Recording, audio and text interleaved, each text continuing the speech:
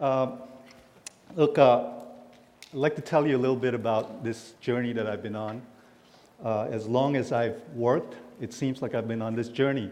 So this lifelong quest to find meaningful work, to find and experience meaningful work. And for me, that means work that is purposeful and also satisfying, okay? As I say that, I think there's some of you that are mentally nodding and agreeing with me because you know what that feels like. You know, you're not a pastor, you don't work in Christian ministry, but you love the gospel, you treasure your faith, but you struggle when you get, Monday through Fridays trying to connect sort of your faith to what you do every day, right? And there are some others of you who say, well, my work isn't particularly noble. I'm not saving lives like a doctor. I'm not teaching young children as I might be if I'm in education. My work isn't noble. It doesn't feel like it serves anyone. Well, let me tell you something. I understand. I've spent almost my entire career in software, and there are times that I feel like there's probably nothing more temporal and disconnected from eternal purposes than software. I mean, you work really hard on a software release, and in a matter of 18 months, there's a new release, and yours is obsoleted. I mean, just think about what that feels like. And I happen to work in a category called B2B software, which means I'm producing software for businesses that sell to other businesses. I don't even feel like I'm helping anyone.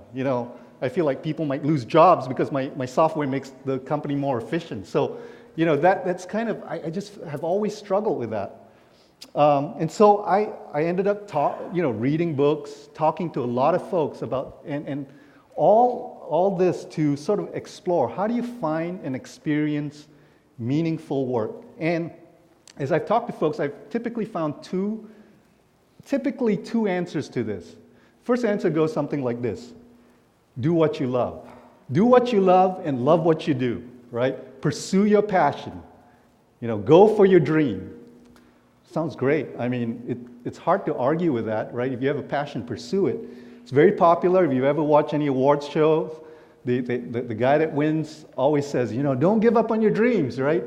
And you're like, thank you. I'll remember that.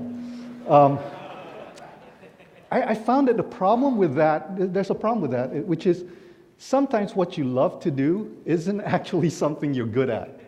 Like, you might really think you're really good at music. You might want to be like a rock star, but it's not happening for you, right? Because you might not have the talent. The second answer, as I've gone around and talked to folks, the second typical answer goes something like this: do something purposeful, make a difference, make an impact. And that's great. It's hard to argue with that, right? Why not do something purposeful with your life? And so, I actually. What I found is that in talking to many folks, is that sometimes they don't have the opportunity to pursue that purposeful, noble career. Maybe you want to be a doctor and you can't afford to go to medical school. More commonly, I've talked to a number of friends who wanted to be in Christian ministry, want to do that for a living, or be a pastor, and they seem passionate, they seem, in my mind, gifted. But I think maybe it was Greg on one of the earlier talks today. The opportunities didn't line up for them. I don't know why, but in God's sort of sovereignty, it just didn't line up for them. And so, sometimes you don't have the opportunity things don't line up. And even when things line up, what I found is that many of us still find a lack of meaning in our work. And that's because we live in this fallen, broken world. You know what I'm talking about, right? Our work experience comes with the thistles and thorns of unreasonable bosses, tight deadlines, long, boring meetings that accomplish nothing, subpar pay. We've all been through that. Office politics, all that kind of stuff. So the question isn't just how do we find meaningful work? How do we find and experience meaningful work in this fallen world, fallen, broken world that we live in? Well, I'd like to share a perspective that's been helpful to me. Hopefully it'll be helpful to you. I think it can help guide our experience to meaningful work. This perspective is found in John chapter 6, where Jesus says this: "Do not labor for food that perishes, but for food that endures to eternal life." Now I want to read that, but before I read that, and let me open this here. I use an iPad, but my screensaver will probably shut it off before I get to it. Before I read that, let me give you a little background. John chapter 6, Jesus had just, early in John chapter 6, he's just finished feeding the 5,000. You know, unlike Justin, he was actually able to make, you know, the 5 loaves and 2 fish feed 5,000, right? You know, this amazing miracle. So the crowd's all jazzed about this. What's not to like with free food? So they start following him all over the place. Jesus goes from that location. He actually ends up going to Capernaum. When the crowd realizes he's not around, they really work to track him down. They get into boats. They go across the Sea of Tiberias, and then they end up in Capernaum. And so they track him down. And that's where we pick up this passage in verse 25. It says, "When they found him on the other side of the sea, they said to him, 'Rabbi, when did you come here?' Jesus answered them, 'Truly, truly, I say to you, you are seeking me, not because you saw signs, but because you ate your fill of the loaves. Do not labor for the food that perishes, but for the food that endures to eternal life, which the Son of Man will give to you. For on him God the Father has set his seal.'" Now there's more that I could read, but I'm just going to pause there and just pause there and just comment a little bit about that passage. This crowd was working really hard to track Jesus down. Like I said, they got into boats, they tracked him down. But when they get to Jesus, here's what Jesus says essentially to them: "You're working really, really hard because you want to be fed," right? You're really working really hard, but you're working for the wrong thing. He says, "Do not labor for food that perishes." You're working for food that perishes. You'll eat, but you're going to be hungry again. You know, when I read that, and when I thought about that and meditated on that, it just occurred to me how much of our lives at work is really spent working for something that's perishable and temporal. Now, I don't mean the substance or product of your work. I'm not talking about the software you write or the report you compile or the project you're running. Yeah, I know those are temporal, but that's not what's in view here. I'm really talking about the object or goal of your work. What is it that we're working for? You know, for some, we're like this crowd. You know, we'll put a lot of energy, but it's all about the payout. It's all about show me the money. I want to be paid out. It's about the bonus. It's about the promotion that's going to get you, you know, that pay raise, right? For others, we're a little more subtle. You know, what we really value and we really want is not just the money. We want the recognition. Maybe it's being acknowledged in the company. Maybe it's the accolades in the particular field that you're in. You know, maybe it's the promotion, not so much for the pay, but so that, you know, you have increased visibility and power in your company. I don't know what it is, but here's what Jesus would say to that. Do not labor for food that perishes. Don't sell out, right? Don't settle for working for something as trivial as food, money, and even recognition or promotion. It's trivial, right? Don't sell out. I've got something better for you. Now, I think we all know that. We've been Christians for a while, but sometimes we need to be convinced. And so I'm going to tell you a little story about myself. You know, a lesson that came home to me about 14 years ago. I was in a time in my career, I was advancing very quickly. I was in my mid-30s. Can do the math, figure out how old I am now. But I was in my mid-30s, and I was executive over the product development group of a public company. Thought it was going great. You know, I was speaking at tech conferences. I was writing. I was doing a lot of things I love. And I was a Christian. I was a faithful Christian. I attended church. But I always had that nagging feeling of dissatisfaction, like, I wish there was more. I always wanted more pay, more recognition, more. I don't know if you guys identify with that at all, but I think it's a little bit like what Greg was talking about today, I think, just the idol of work, but it was very subtle, right? And then I had a rude awakening. Out of the blue, my wife found out she had cancer. And in that instant, that one moment, everything changed. What seemed so important, right, was put in its proper light. Like you realize, wow, I can get a promotion, but so what, right? I can get, an extra X number of dollars on my paycheck, so what, right? In many ways, I believe it was the mercy of God to show me exactly what Jesus is talking about here in John chapter 6, verse 27. Wealth, career, recognition, it's all perishable. Just think about that.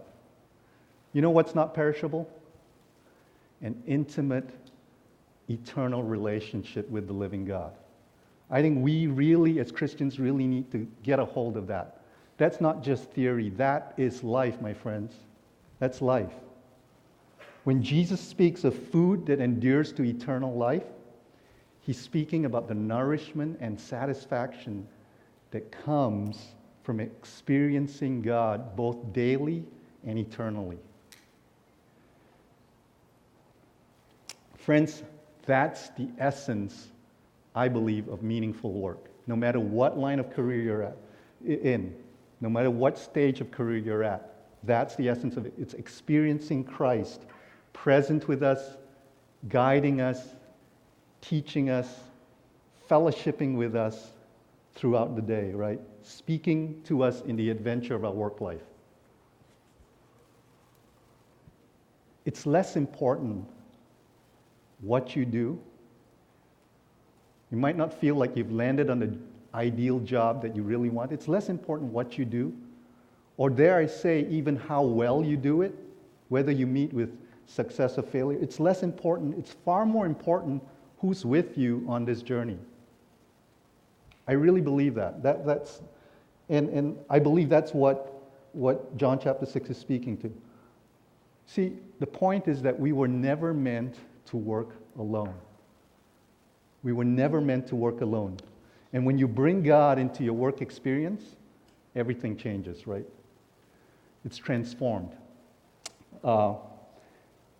I just want to tell you a little bit of how that works in my life. Over a year ago, I sensed God's leading to do a startup, a tech startup. So I left the safe confines of the corporate world to do a startup, And there are many reasons to do a startup.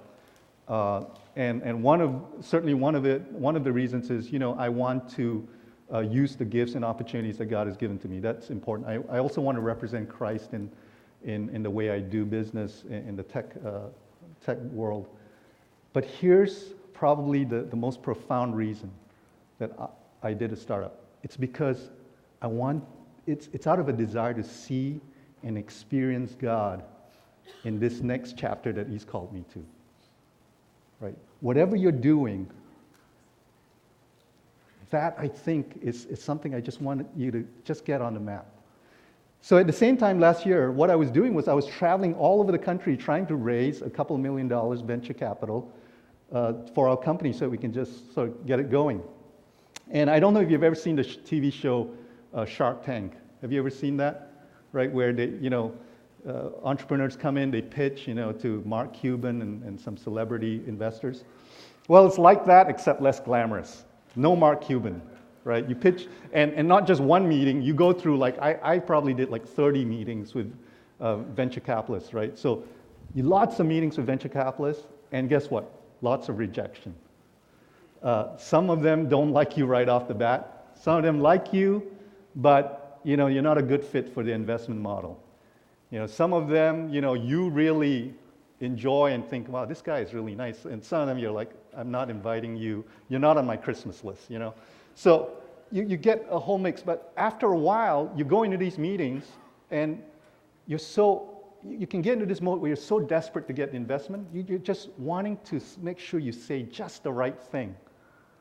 Or maybe better said, you're afraid to say the wrong thing, they'll turn them off, And so I remember, I go up and down the East Coast, so a couple of trips to the West Coast. I remember being in Boston, I probably did like 4 trips to Boston. Like each of those trips, I have this amazing ability to time it with a snowstorm.